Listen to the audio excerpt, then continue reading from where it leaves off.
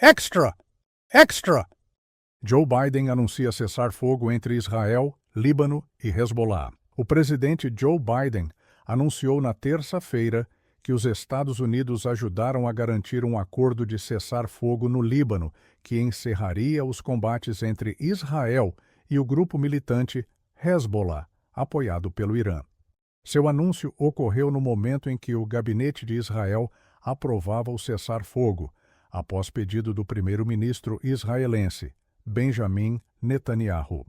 A guerra entre Israel e o grupo apoiado pelo Irã matou quase 3.800 pessoas no Líbano no último ano e deixou cerca de 16 mil feridas. Today I have some good news to report from the Middle East. I just spoke with the Prime Minister of Israel and Lebanon. I'm pleased to announce that their governments have accepted the United States proposal to end the devastating conflict between Israel and Hezbollah. I want to thank President Macron of France for his partnership in reaching this moment. For nearly 14 months, a deadly conflict raged across the border that separates Israel and Lebanon. A conflict that began the day after the October 7 attack by Hamas on Israel. Hours later, at 2 a.m. in the morning, Hezbollah and other terrorist organizations backed by Iran attacked Israel in support of Hamas. Let's be clear, Israel did not launch this war. The Lebanese people did not seek that war either, nor did the United States. Over the past year, including the days immediately following October the 7th, I directed the U.S. military to flow assets and capabilities into the region, including aircraft carriers, fighter squadrons, and sophisticated air defense battery, to defend Israel and deter our common enemy at critical moments. Since the war with Hezbollah began, over 70,000 Israelis have been forced to live as refugees in their own country, helplessly watching their homes, their businesses, their communities as they are bombarded and destroyed. And over 300,000 Lebanese people have also been forced to live as refugees in their own country. And a war imposed on them by Hezbollah. All told, this has been the deadliest conflict between Israel and Hezbollah in decades. How many of Hezbollah's senior leaders are dead, including its longtime leader, Nasrallah? And Israel has destroyed Hezbollah's terrorist infrastructure in southern Lebanon as well, including miles of sophisticated tunnels which were prepared for an October 7-style terrorist attack in northern Israel.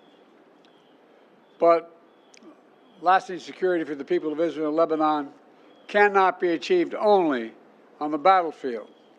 And that's why I directed my team to work with the governments of Israel and Lebanon to forge a ceasefire, to bring a conflict between Israel and Hezbollah to a close. Under the deal reached today, effective at 4 a.m. tomorrow local time, the fighting across the Lebanese-Israeli border will end. Will end.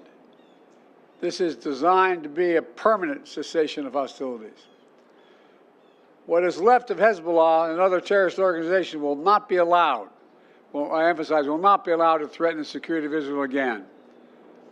Over the next 60 days, the Lebanese army and state security forces will deploy and take control of their own territory once again. Hezbollah terrorist infrastructure in southern Lebanon will not be allowed to be rebuilt.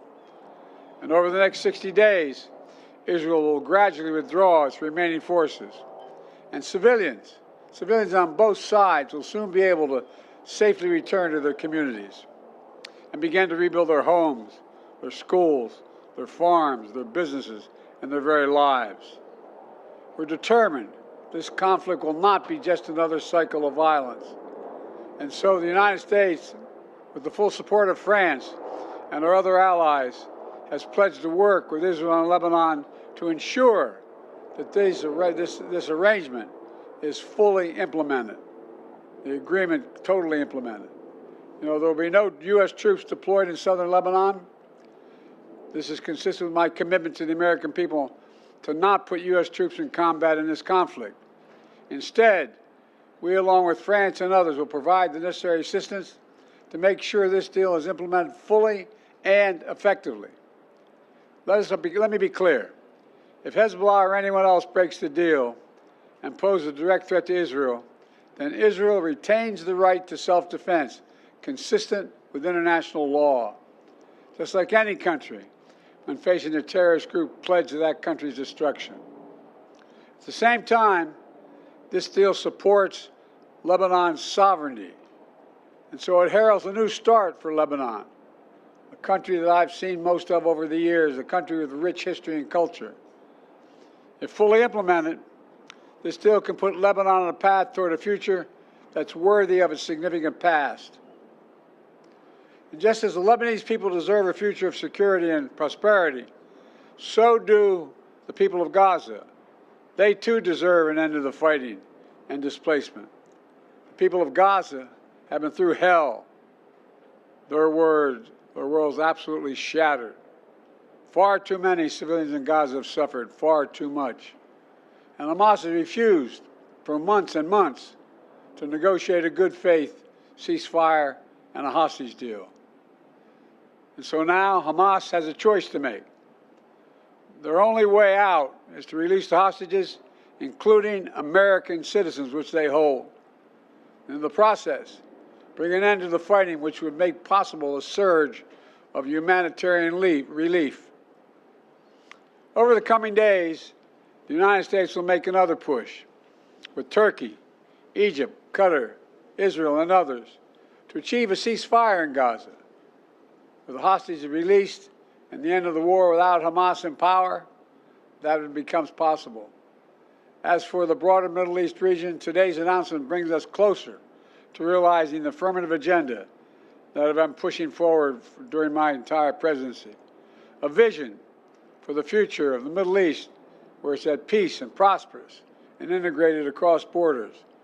A future where Palestinians have a state of their own, one that fulfills its people's legitimate aspirations, one that cannot threaten Israel or harbor terrorist groups with backing from Iran. A future where Israelis and Palestinians enjoy equal measures of security, prosperity, and yes, dignity. To that end, the United States remains prepared to conclude a set of historic deals with Saudi Arabia, to include a security pact and economic assurances, together with a credible pathway for establishing a Palestinian state and the full normalization of relations between Saudi Arabia and Israel, a desire they both have.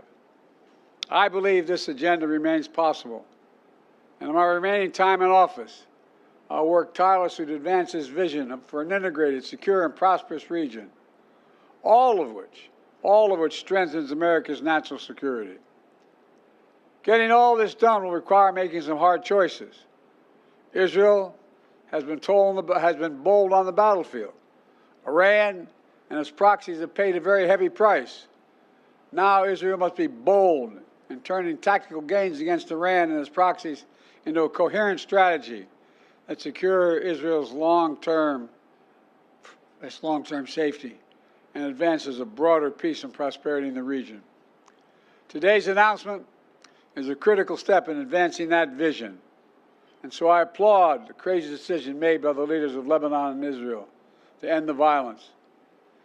It reminds us that peace is possible. Say that again, peace is possible. As long as that is the case, I will not for a single moment stop working to achieve it. God bless you all. I'm sorry to keep you waiting so long. May God protect our troops. Thank you.